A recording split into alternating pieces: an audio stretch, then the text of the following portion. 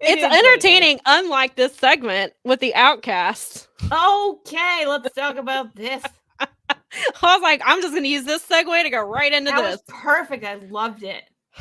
Perfect. God. This was another one that I was I was writing articles and Nikki had to go. I was like, let me go back because I know I'm going to have, I don't really want to listen. Tuxedos. I heard, so apparently, like, I heard the stuff with Tony and I missed what Saraya had said at the beginning. And I wish I didn't hear it. It's the most, it's on top of being the WWE trope, it's just the trope that women are bitches. The trope and petty and mean and trying to backstab each other. Which is what WWE is. It's all the worst tropes about women. And Saraya cannot help herself. She brings it. I mean, she's not the only one who does it in AEW, but Saraya, that's what she knows. Well, it is what she knows, but it's not all she knows because Jim made a good point. She grew up in a carny family. You're right. She should be the one that can break out of that mindset and find another approach, but she uses what she did for so long. It's ingrained in her WWE brain. Like, we've talked about a lot of people. And at times I still have. I mean, WWE brain is there because it's all that's the main thing that we've had for decades. But God, it's awful. I hate it. It makes me completely uninterested in anything that they're doing. And I get it. They're heels and they're supposed to be unlikable, but you don't have to rely on these stupid ass tropes to do it. Like, I cannot stand. Yeah. Don says that Outcasts are also death. Yeah, I wanted this to be, God, when this first started, I thought we were finally getting somewhere with women's wrestling booking. And they were going to do something. They were going to give them story. And it's going to involve multiple women. We're going to have big storylines. We're going to get a blood and guts out of it, which we probably still will get a blood and guts out of it. But it's just the getting there has been painful. It's not good. I don't like it. I don't like it. I want to, but then they keep doing these dumb things, and it makes me. It comes off as like a crappy women's invasion angle. Yeah, it's not. I mean, the best thing about the entire segment in my mind was like when I realized they were all wearing Canadian tuxedos, like we talked about earlier. Yeah.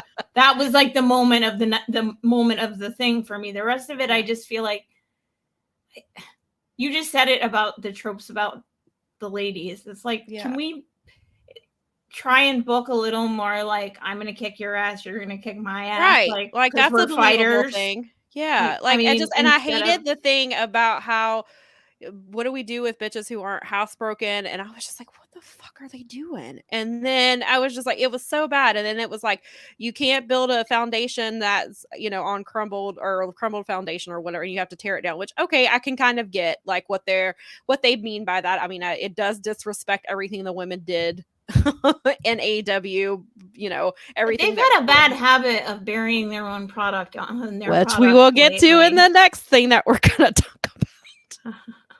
Wow, I segued without even realizing. But it is. It happened in the 4 Pillars segment. Like, I was not down on this 4 Pillars segment as much as a lot of people were. I enjoyed it for the most part. I liked it at first. I really was excited. Then, like, I loved. Like when he came out, when Jungle Boy's music hit, I was like, yes, this is going to be the next feud. This is the feud that Mel and I have been talking about. Yeah. This is what we've wanted.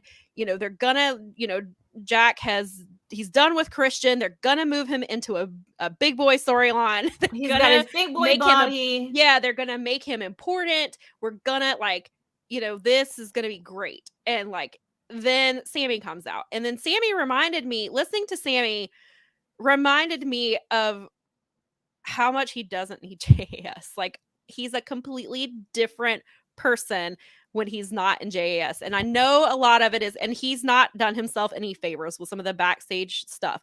I also do think some of the backstage stuff happened because they know that Sammy is young and that they can Andrade knew what he was doing. He went for Sammy because he knew Sammy would react, and he got exactly what he wanted. So he knew what he was doing. But that a part of that is on Sammy. Sammy should have known that he was walking into a trap. He's a kid. There's a lot of things that he should be doing. And I know why Sammy gets the rap that he does. I understand it. But I did watch his show, and he's very genuine about, he loves what he does. And so like some of that stuff I liked.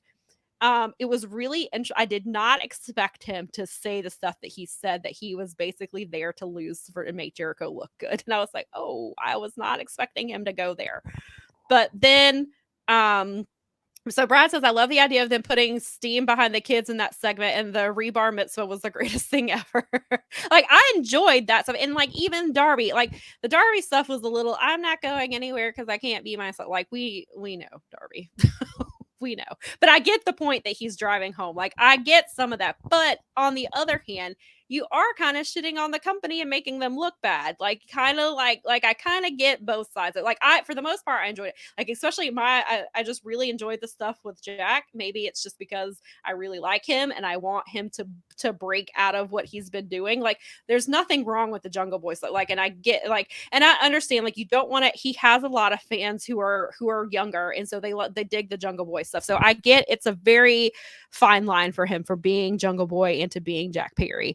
And they've used his dad a lot, like they've gotten into, but I understand like why they did what they did with that. But now it's time to push him away from that. And that's again why I wanted him with MJF, because I thought that this is where they were going, and I'm interested in how they're gonna do this. And it's funny because I was going back and looking at that, it was MJF who called them the 4 pillars. It was that MJF was like, it's the 4, and like he came up with it. So I like, it's interesting that they're circling back around to it. Revolution, we did talk about last week, Revolution did focus on some of the younger talent, the next set of things. So I like the idea of it. And I can understand though why some people didn't like they're I guess giving away the secrets. And then Darby says that people are crying on Twitter about not getting TV time. So I was like, I mean, it's kind of funny that he poked fun at that, but then I was like, breathing trolls. then it made me think, because you have Andrade who was saying things on Twitter, and then he calls the fight with Sammy Guevara to try to get fired, and it didn't work, and now he's not on TV. And then you got Miro he doesn't like the story they gave him, so now he's not on TV. I'm a grumpy old man. Yes. Oh, and real quick, I meant to say this because I was talking to Nikki about this with QTV. You can't find anything for Scorpio Sky to do, but you give me that shit? That Scorpio Sky's sitting at home and has been cleared for months. And as far as I know, has not turned down any storylines. All right, so I want to come back to the pillars real quick. Go ahead. No, please, no, go ahead. I was really excited when they first came out there, and they were all there, and he's like, what do you guys want? And they were like, I want a match. Yeah, and I was they're all like, I want a title shot. Yeah, and they all, that was great. And I think even the ending Paul Fontaine was at the show, and he said that it went over pretty well in the arena, like the people enjoyed it. But then I feel like you could have cut this segment down, given each one of them, like, it's like, do your thing, but do it quicker, and kind of go around and do all of those things. But the dragging it out, and have you fought on Elevation? Have you fought on Dark? But I still think that's a good point though. And Moxley, it is a good point. Moxley and Hangman, like all the previous champions have wrestled on these shows. MJF has not. And I think if they hadn't dragged out the segment though and made that point quickly, it would have been like, if they had taken this, it was like 20 minutes, and made it like 8 minutes or something, where they made their get in, get over, get out kind of deal. Each one of them because I think they could have cut those promos quicker. And that's age, but I feel like it would have gotten better, like it would have felt more compact, more like the 4 pillars were coming to get you. Right.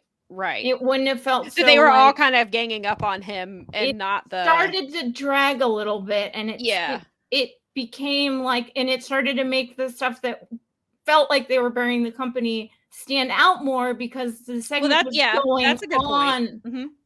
Because you don't notice that stuff when someone's cutting a promo and they're doing it, it's paced well and everything, and they toss something like that in there, you don't think about it as much as when the segment's kind of going and you're like, well, now they're just very, it's like, now they're having a Twitter session on TV.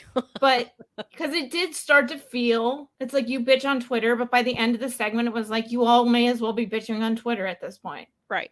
Yes. It felt like, I want the edited version of that segment. I want one of those guys who edits movies down to like how they should really be. Yeah. I want them to do that with that segment.